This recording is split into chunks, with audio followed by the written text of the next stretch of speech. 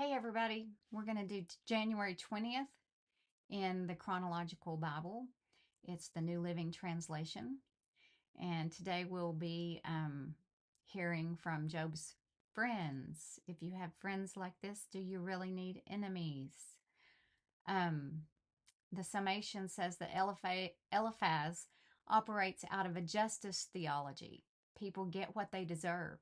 He urges Job to present his case to God so that God would discipline and correct him. Job, meanwhile, appeals to his right to complain and asserts his innocence. Eliphaz and Job both reflect the human condition. Like Eliphaz, people tend to seek justice for others while at the same time wanting to receive grace. And those who observe the suffering of others typically look for causes. Like Job, people readily complain when they don't understand what's happening and immediately assume their own innocence. Those who suffer seek immediate relief. Both Eliphaz and Job try to navigate suffering from their unique viewpoints, but neither man possesses the full revelation of God regarding Job's suffering. They are not privy to the conversation in heaven, therefore one condemns and the other complains. And so that revelation, that's another big point that instructor that I was sitting under brought up is the Bible. From the beginning of time, God spoke and he revealed himself to humanity a little by a little by a little. And we have to remember that Job was at the very front of the book somewhere, and so there's not been a ton of revelation of God. When Jesus came, he said, I am the revelation of God. When you look at me, you see the Father. And because we are one. And so, that was 4,000 years into after the creation story. And so we're in what I would call, kind of the dark ages here. I'm saying that tongue in cheek because in our history books, we have a period of time called the Dark Ages, and it doesn't line up with this. So, anyway, yes, here we go with Eliphaz's response. Cry for help, but will anyone answer you? Which of the angels will help you? Surely resentment destroys the fool, and jealousy kills the simple. I have seen that fools may be successful for the moment, but then comes sudden disaster. Their children are abandoned far from help. They are crushed in court with no one to defend them. The hungry devour their harvest, even when it is guarded by brambles. The thirsty pant after their wealth. But evil does not spring from the soil, and trouble does not sprout from the earth. People are born for trouble, as readily as sparks fly up from a fire. If I were you, I would go to God and present my case to him. He does great things, too marvelous to understand. He performs countless miracles.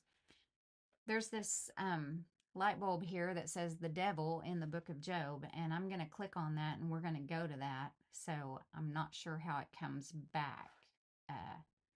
We're at 188 down here on the bottom. So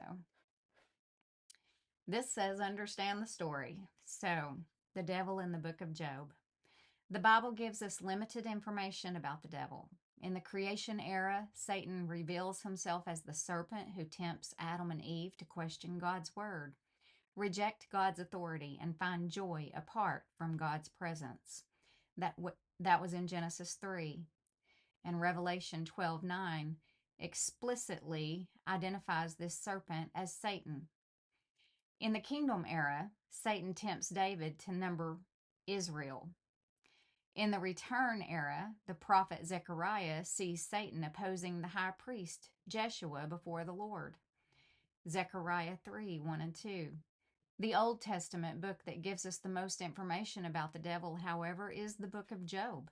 Situated within the patriarch era, Job gives us insights into the devil's character, purposes, tactics, and goals. The early chapters of Job flesh out a basic understanding of Satan. By paying careful attention, we can learn much about Satan's identity and activities. Satan is an adversary. The very word Satan means adversary in Hebrew.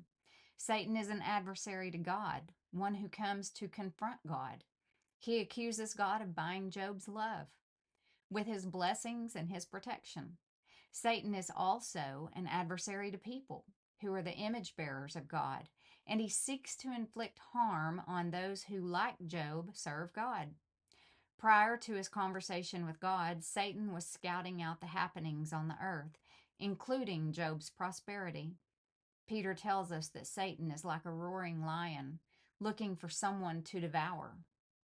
Perhaps drawing his wording from Satan's own words in Job 1:7 and 2:2, Satan enters heaven's courts only to accuse and then leaves at the earliest opportunity. He also imputes to humans his own evil motives in Job 1:9 and 2:4, just as his followers do today. Satan uses various means, both human minions and natural forces can sometimes do Satan's bidding. He sends men, the Sabians and the Chaldeans, to steal and to kill. And he employs lightning and wind to destroy. He uses sickness to inflict pain on Job with the goal of having him curse God. He also uses timing. He orchestrates one disaster right on the heels of another to inundate Job with calamities and overwhelm him with grief. 3 times the text says, while he was still speaking, a messenger arrived with this news. Satan uses the means that God created so that he can do his evil work while he lets God take the blame.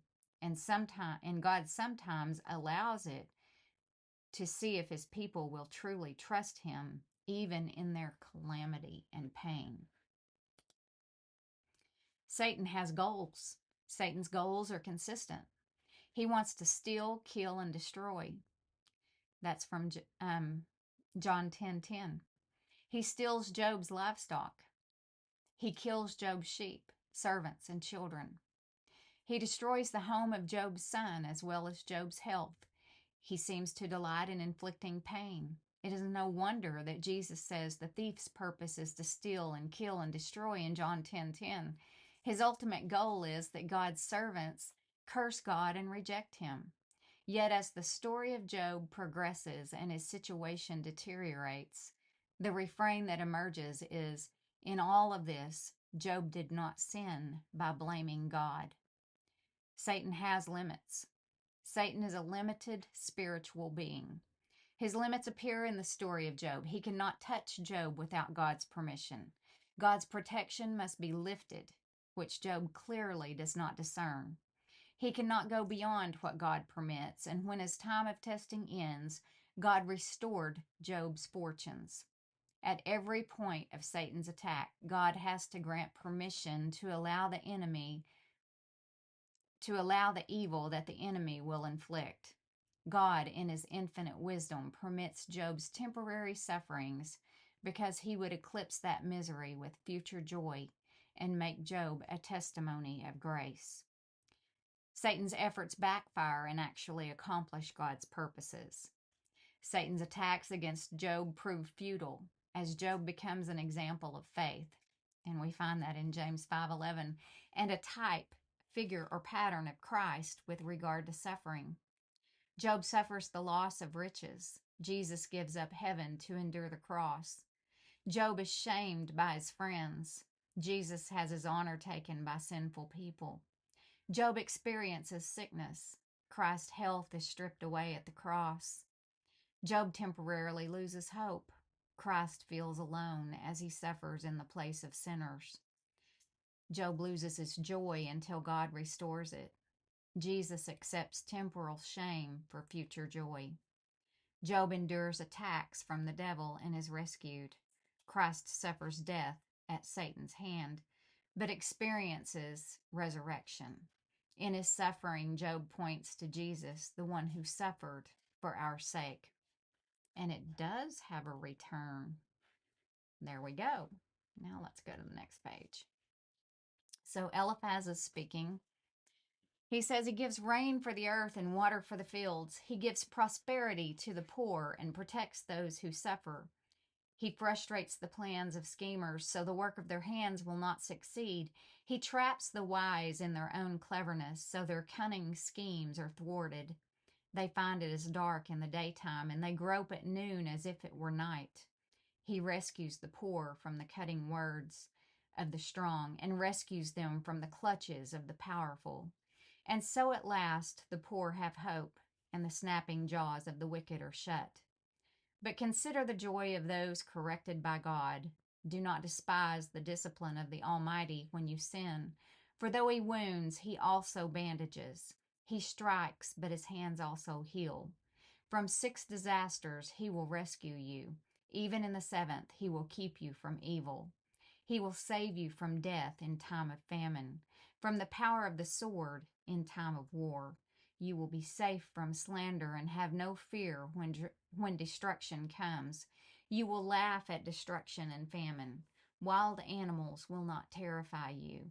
You will be at peace with the stones of the field, and its wild animals will be at peace with you. You will know that your home is safe. When you survey your possessions, nothing will be missing. You will have many children. Your descendants will be as plentiful as grass. You will go to the grave at a ripe old age, like a sheaf of grain harvested at the proper time. We have studied life and found all this to be true. Listen to my counsel and apply it to yourself. Job's second speech, a response to Eliphaz. Then Job spoke again. If my misery could be weighed and my troubles be put on the scales, they would outweigh all the sands of the sea. That is why I spoke impulsively. For the Almighty has struck me down with his arrows. Their poison infects my spirit. God's terrors are lined up against me.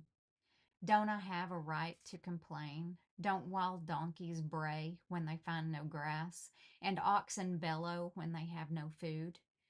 Don't people complain about unsalted food? Does anyone want the tasteless white of an egg?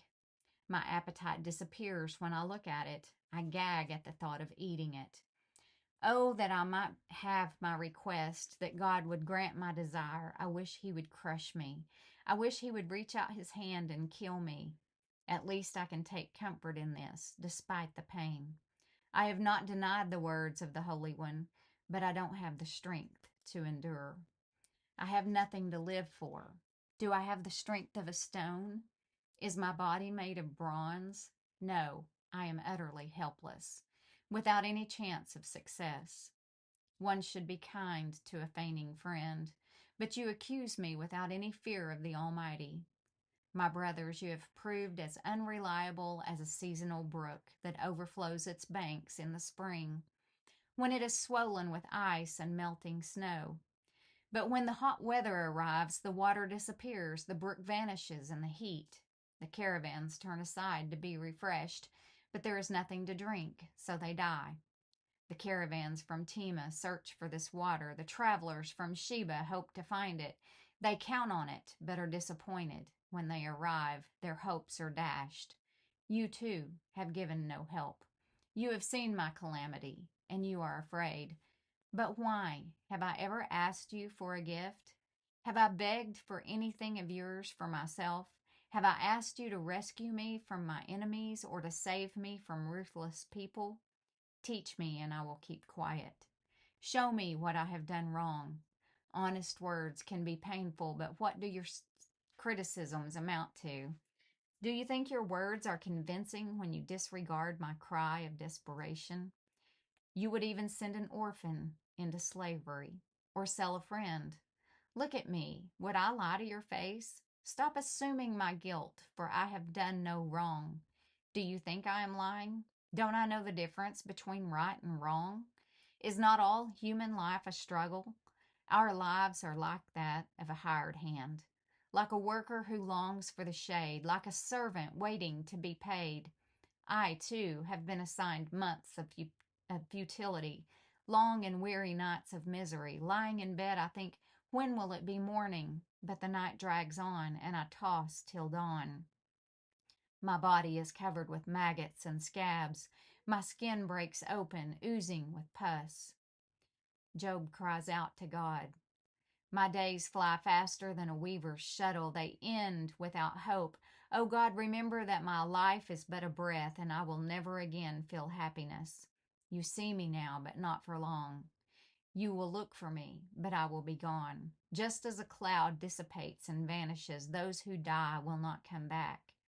They are gone forever from their home, never to be seen again. I cannot keep from speaking. I must express my anguish. My bitter soul must complain. Am I a sea monster or a dragon that you must place me under guard? I think my bed will comfort me, and sleep will ease my misery. But then you shatter me with dreams and terrify me with visions. I would rather be strangled, rather die than suffer like this. I hate my life and don't want to go on living. Oh, leave me alone for my few remaining days. What are people that you should make so much of us, that you should think of us so often? For you examine us every morning and test us every moment. Why won't you leave me alone, at least long enough for me to swallow? If I have sinned, what have I done to you, O watcher of all humanity? Why make me your target? Am I a burden to you? Why not just forgive my sin and take away my guilt? For soon I will lie down in the dust and die. When you look for me, I will be gone.